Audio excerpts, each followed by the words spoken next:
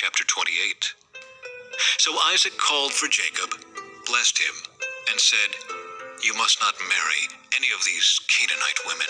Instead, go at once to Padan Aram, to the house of your grandfather Bethuel, and marry one of your uncle Laban's daughters.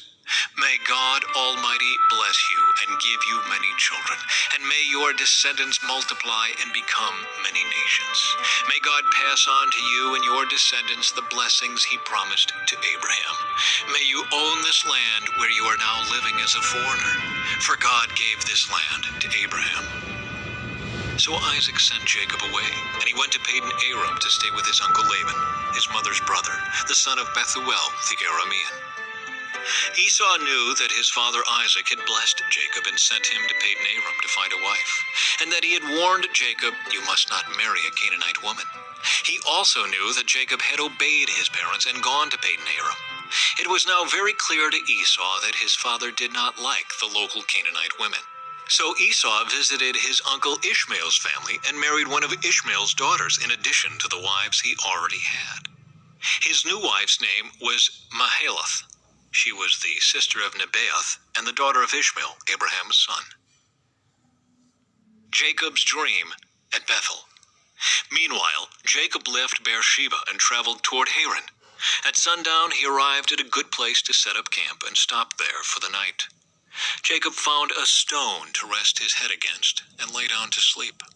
As he slept, he dreamed of a stairway that reached from the earth up to heaven, and he saw the angels of God going up and down the stairway. At the top of the stairway stood the Lord, and he said, "I am the Lord, the God of your grandfather Abraham, and the God of your father Isaac. The ground you are lying on belongs to you. I am giving it to you and your descendants. Your descendants will be as numerous as the dust of the earth. They will spread out in all directions, to the west and the east, to the north and the south, and all the families of the earth will be blessed through you and your descendants. What's more, I am with you, and I will protect you wherever you go. One day, I will bring you back to this land. I will not leave you until I have finished giving you everything I have promised you." Then Jacob awoke from his sleep and said, "Surely the Lord is in this place, and I wasn't even aware of it." But he was also afraid and said, "What an awesome place this is. It is none other than the house of God, the very gateway to heaven." The next morning, Jacob got up very early. He took the stone he had rested his head against, and he set it upright as a memorial pillar. Then he poured olive oil over it.